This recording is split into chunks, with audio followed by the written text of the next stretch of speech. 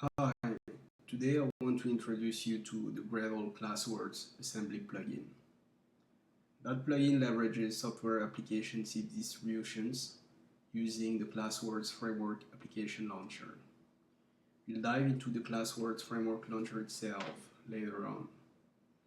In the introduction, we'll quickly talk about Gradle.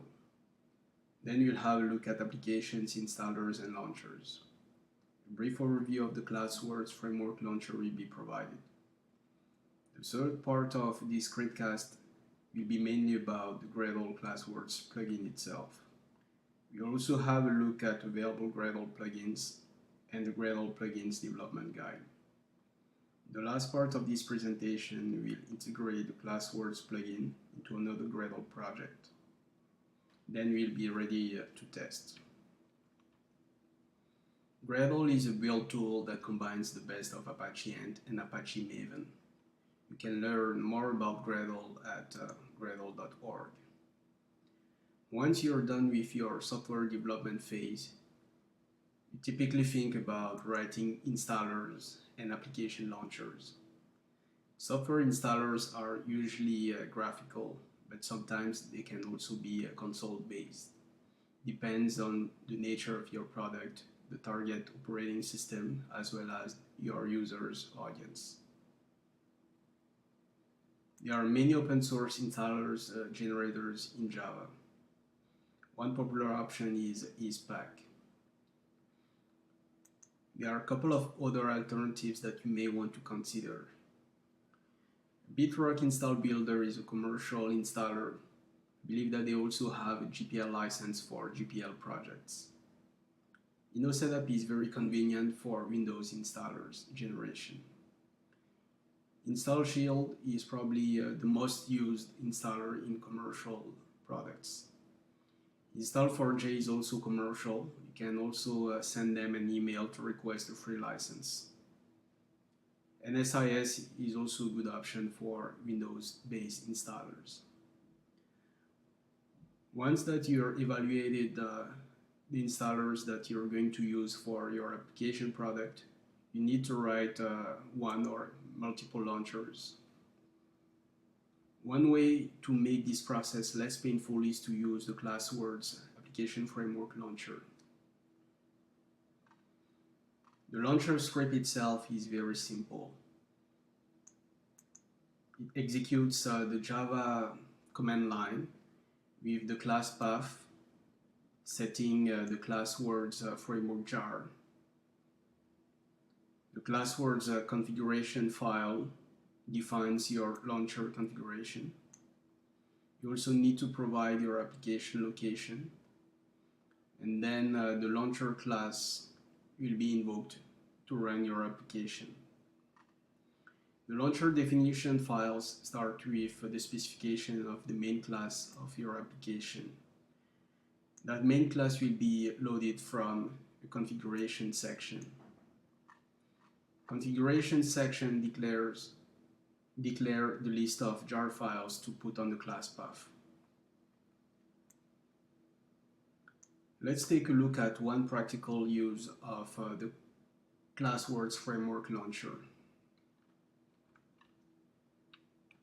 Projects such as Apache Maven have been using ClassWorlds for some time.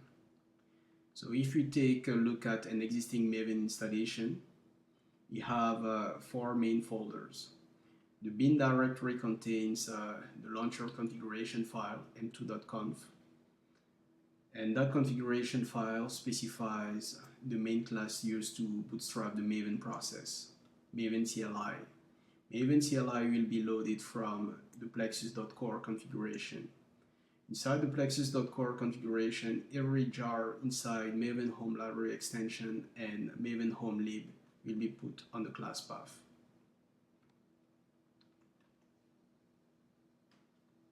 So the main topic of today is the Gradle ClassWorlds plugin. Before writing a new plugin, it's a good practice to take a look at existing Gradle plugins. I only found one plugin that is related to application launching, and it's the Launch4j plugin. So how do we go about writing some custom Gradle plugins? Luckily, this is a very simple task. Writing a plugin starts with the implementation of the plugin interface. Your plugin is applied to a project, and inside that project you can register a set of tasks. Then once those tasks are registered, you can run them via the Gradle command line. How do you interact with the user in terms of having your plugin configurable? This is as simple as writing a very simple class.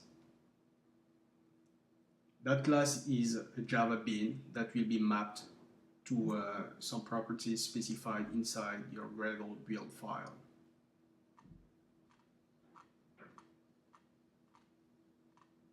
So for example, here if we have a grading block inside our build.gradle file, that grading block will be mapped to the grading plugin extension class. So everything defined inside that grading block will override the properties specified inside the grading plugin extension. Instead of registering tasks as part of a plugin implementation inline, you typically extend Gradle default task. Writing a Gradle task is almost as easy as writing an Apache Ant custom task.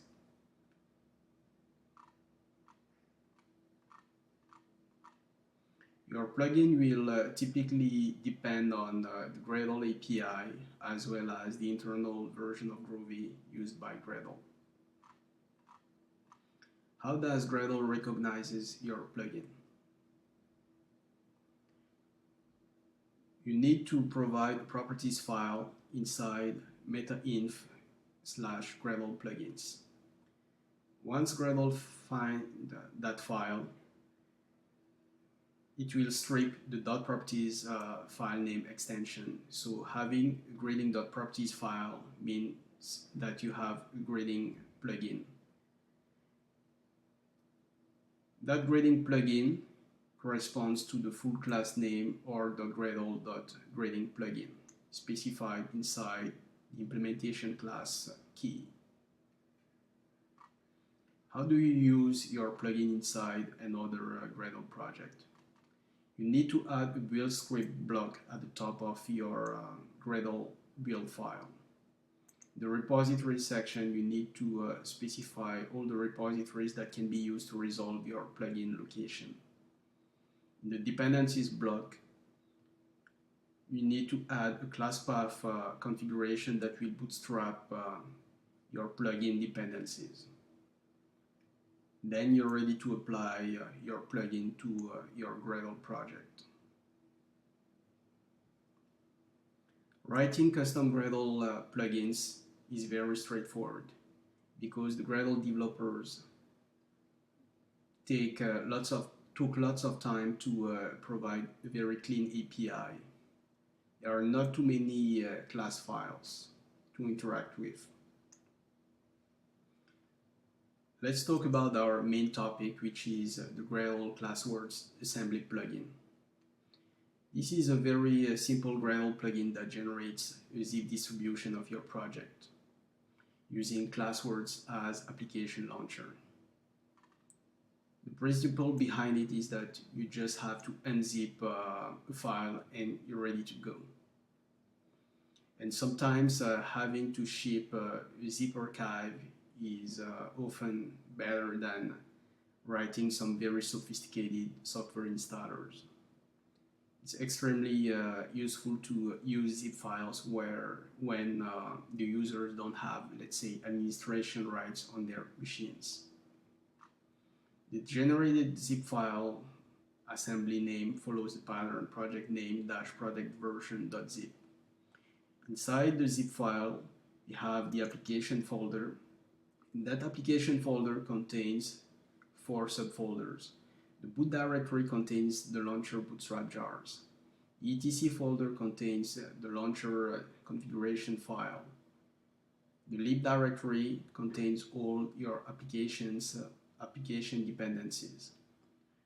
The bin directory contains all the launcher scripts with some predefined name. Simplicity is exactly what this plugin provides.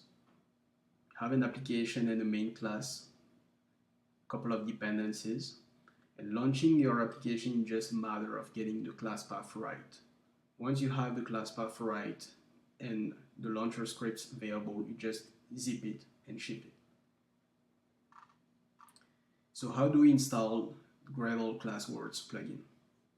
Because this plugin is not hosted on the Maven repository, you'll first need to clone the project from GitHub and install it inside our local Maven cache. This is done by running the Gradle install command. So let's clone this project from GitHub.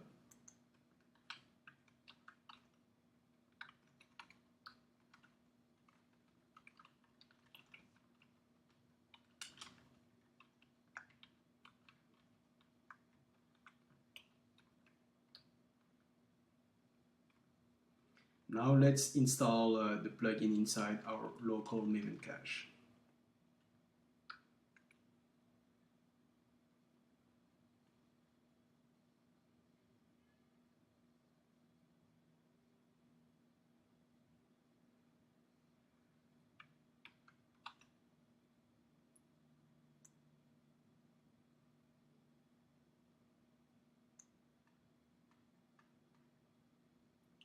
Now that the plugin is available inside our local Maven cache, we want to integrate the ClassWorlds plugin inside another Gradle-based project.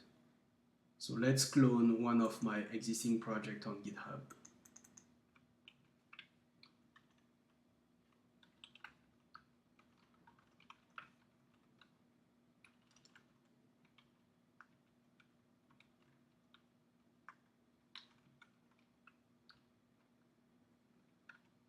Let's open the build.gradle file and let's go back to the README page on GitHub. We need to add the build scripts section at the top of our build.gradle file, so let's do that.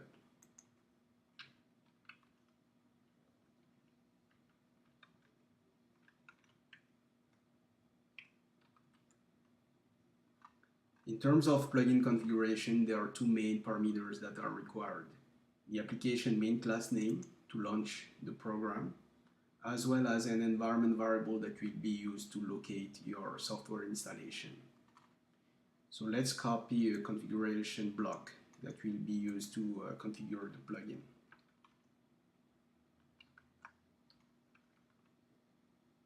I already have a main class name inside this project, so I will just copy that.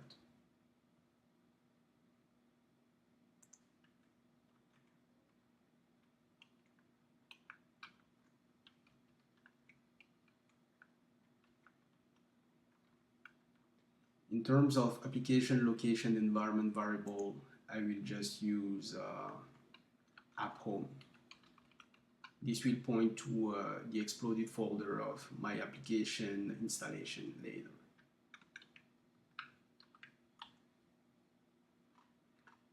The ClassWorlds plugin only provides one task called ClassWorlds. The ClassWorlds task will generate a zip file inside your build directory with all the required launchers and application dependencies. So let's run the ClassWorlds task to generate our zip archive.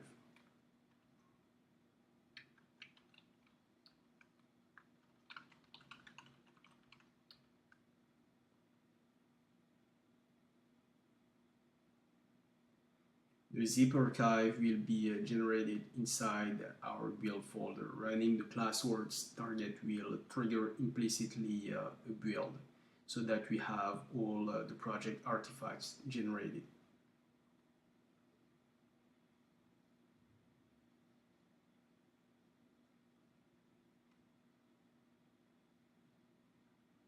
Let's take a look at our build folder. The ClassWorlds task generated one zip file called gorm standalone example 1.0.zip. This matches my project name and my project version with the zip file extension. So let's see what is inside that zip archive.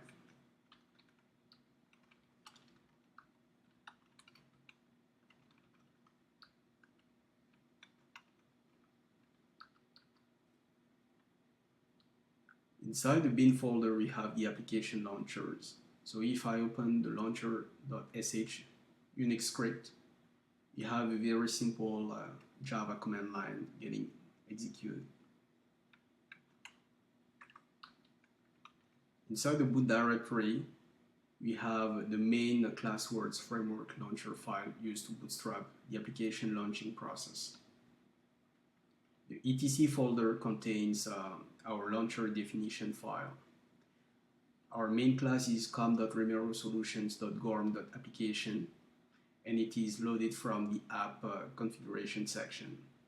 The app configuration section defines all the jar files that need to be on the class path.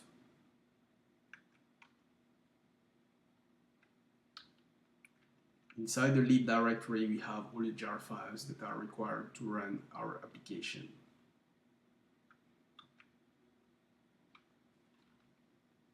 If we go back to our build.gradle file, we set one property called app location environment variable name with the value app home. The app home environment variable needs to be set in order to launch our Unix scripts successfully. So let's set an application environment variable called app home that will reference our zip distribution that is exploded inside our build folder.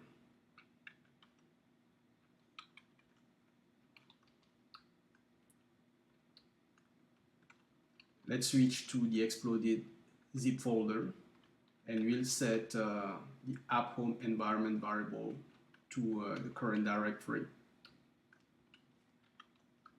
Then we'll attempt to launch our application using the Unix script because I'm under Linux right now.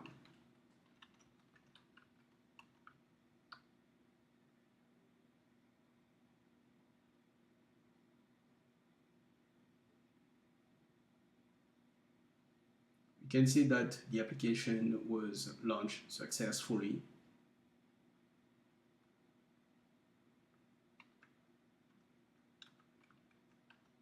And we are pretty much done with this presentation.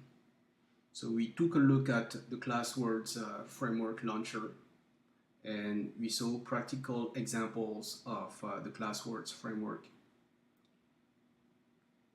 So it's very simple to put in place inside the Gradle build process using the Gradle ClassWorlds Assembly plugin. I hope that you found this presentation useful, and thank you for your time.